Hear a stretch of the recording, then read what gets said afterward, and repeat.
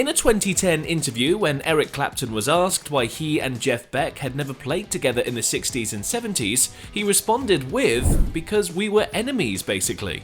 And the late great Jeff Beck once described their relationship as an uncomfortable rivalry. Two giants of the guitar world, one implicit rivalry. Here's the full story. Hi, I'm Adam, welcome back to Music Mongoose. Beck and Clapton, both teens in the post-war 50s and 60s British landscape, latched onto American rock and blues. Both found their solace in the guitar. Beck even made his first instrument with a cigar box and a string from an RC aeroplane. Clapton, of course, had also found an early musical talent and nurtured it. Paul Samwell Smith, the Yardbirds bassist and producer in the Clapton and Beck era, would explain the talent in both players. For Clapton, the guitar was an extension of his fingers. He soloed honestly and simply. It was personal and intimate. And for Jeff, he knew how to take a song and shake it till it bled. He's aggressive, but not in an alpha male way. It's quite thoughtful. The relationship between Beck and Clapton began in 1965, when Beck replaced Eric Clapton in the Yardbirds. Clapton, unhappy with the direction that the band was going in with their new, poppier For Your Love, he decided to quit the band on the day of the single's release. Clapton decided to pursue different endeavors, joining John Mayall's Blues Breakers and continuing to explore his true passion of rock and blues. When Clapton left the Yardbirds, he did recommend a certain Jimmy Page to fill the role. Jimmy Page was becoming well known as one of the best session guitar players in the scene. He can be heard on The Who's debut single, some Rolling Stones songs, a smattering of Kinks songs, and even Shirley Bassey's Goldfinger, among many others. Page, however, not seeing any reason to give up the lucrative session musician lifestyle, rejected the offer, but instead recommended one of his best friends and fellow guitar players, Jeff Beck. Now, there is a brilliant Rolling Stone magazine interview with Clapton and Beck, and in fact it's the first time that they ever did a joint interview together. The interview took place in Beck's home in Wadhurst, England, around the same time that the pair were getting ready for their new co-headline tour. 6 shows in London, New York and Canada. So a lot of the information you're going to see in this video is going to draw on that Rolling Stone magazine interview because it reveals so much about the pair's friendship and their rivalry throughout the years as well. And in the interview, Beck explains the process of joining the Yardbirds back in 1965. Beck explains how he was in Jimmy's house and was in awe of Jimmy's record collection. He noted how Jimmy's mum always bought him the best stereo equipment too. Jimmy played the Yardbirds track, 5 Long Years, an Eddie Boyd cover on their 1964 album. Beck complimented Clapton's solo, calling it f***ing wonderful, and likening it to Buddy Guy and Elmore James. Then Jimmy asked Beck if he'd ever play in a band like that. And what Beck didn't know at this point is that Page was feeling him out. You see, Page had already gotten the offer for the Yardbirds, and he was going to reject it, but he wanted to test the waters with Beck to see if he'd be a good fit for the role instead. And Clapton had no idea that Jimmy Page had done this until this interview in 2010. I'll pop a link to the Rolling Stone magazine interview, by the way, in the description down below. It's well worth a read. In this interview, the pair reveal when and where they first saw each other play live. Beck first saw Clapton playing with Cream at the Marquee in London in 1966. He described it as 3 blokes in paradise, making great music. They were like a big machine coming at you. Clapton first saw Beck playing when he was still in his former group, the Tridents. Now at this time, Eric Clapton knew that Jeff Beck was going to replace him in the Yardbirds. So, curious as he was, he went to snoop on his successor. He actually snuck into a gig to see him play. All this f***ing echo on your guitar. I'm thinking, do they really know what they let themselves in for? As you can see, Clapton was skeptical about Beck from the beginning. And this forms a sort of running theme throughout their friendship and their rivalry. Clapton would trace Beck's success with the Yardbirds and elsewhere throughout his career. And as you'll soon find out, it all made Clapton a bit sour. Because remember, Clapton's departure from the Yardbirds wasn't exactly amicable. "They didn't like me when I was in the band," Clapton said. "I was very disagreeable, intolerant really." And after Clapton had left and Beck had joined, Beck recounts how all I kept hearing was stories in the van. Eric wouldn't have done this, Eric wouldn't have done that. I went, shut the f*** up, Eric isn't in the band. And this dynamic is the foundation for their, albeit respectful, rivalry.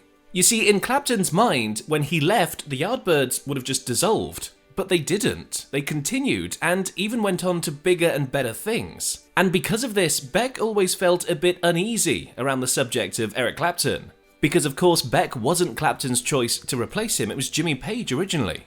So for Beck to come in like this and succeed so massively was a big shock to Clapton. Beck still respected Clapton and just had to come to terms with this unspoken rivalry between the two. And the success of the Yardbirds in the States was a bit of a sore point too. Things took off in the States, which pissed Eric off big time. I think he was hankering after going there, like we all were. That was our holy grail, going to America to see the blues players. And in hindsight, Clapton reflects on his perception of the Yardbirds and Beck. To be absolutely honest, I wanted to be as critical of him as I could. It hurt me bad because I could see they were getting, with Jeff, at something beyond what I was capable of. His thing was so unique and advanced. And you have to bear in mind that the British rock and blues scene wasn't exactly massive. It was mostly confined to London, and only a few great guitar players managed to actually get their name out there. So with that came a natural competitiveness, a territorialism. But at the same time, Beck was a huge fan and a huge admirer of Eric Clapton, and he knew that the Yardbirds would be nothing without Clapton. In the Rolling Stone interview from 2010, Beck speaks of the gold seal that Clapton put on the Yardbirds, and the fact that he was now carrying this torch left by Clapton.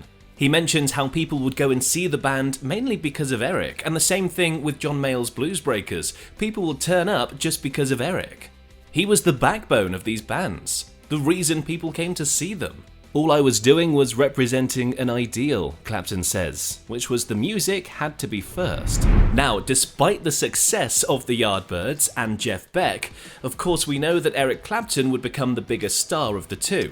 John Mayall and the Blues Breakers, Cream, Derek and the Dominoes, the band that originally produced arguably his biggest track Layla, and his solo efforts would make him more prominent in public consciousness. After the Yardbirds, of course, Beck would form the Jeff Beck Group, with a young Rod Stewart on vocals. Subsequently, their career paths took distinct turns. Clapton ventured into pop music in the 80s, collaborating with Phil Collins, and achieving remarkable success with the sale of over 10 million copies of the 1992 album Unplugged. On the other hand, Beck embraced a quieter existence with a low-profile career, focusing on critically acclaimed instrumental records, occasional unconventional session work, and deliberate extended periods of retreat from the public eye. And Beck was well aware that Clapton was a bigger name. In the Rolling Stone interview, he even jokes with Clapton, and he picks up a guitar in the middle of the interview, plays the opening riff to Layla, and says, "This is what people want to see. I didn't have the luxury of the hit songs Eric's got," is what Beck says. But on the other side of things, Clapton admired the path that Beck chose to follow. He's had enough recognition to enable him to live the way he likes. It demands discipline and knowledge, experience to recognize the danger in decisions. Now, we know that Beck admired Clapton, but Clapton admired Beck as well.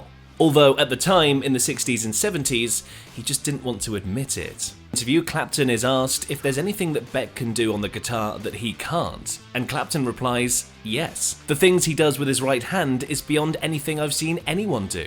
And quick to respond, Jeff Beck talks about Clapton's performance in Telephone Blues, the song from John Mayall and the Blues Breakers. When Eric is in full flow in the blues, you can't get close to that, is what Beck said. I know what you're thinking, they seem so complementative of each other. There couldn't possibly be any rivalry. Well, Eric Clapton's wife at the time, Pattie Boyd, would confirm to Beck that there was indeed a rivalry. Pattie had told Jeff in later life that there was an underlying bitterness, especially when it came to Beck's work with Stevie Wonder. In the early 70s, Beck and Wonder collaborated on Lookin' for Another Pure Love, and a jam session between the two would lay the foundations for Superstition.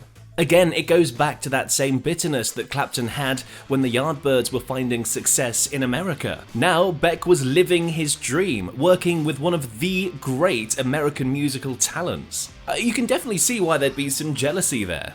I think that's understandable.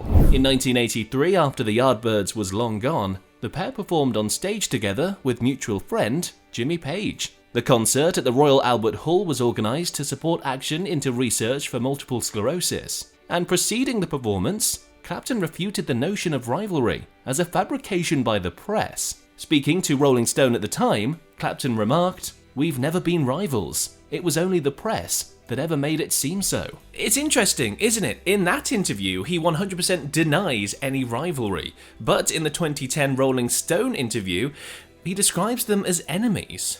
Maybe things get clearer in hindsight. Or perhaps he just didn't want to publicly accept his rivalry with Beck. Because as we heard earlier, Beck certainly thought there was a rivalry, or at least some sort of discomfort after replacing Clapton in the Yardbirds.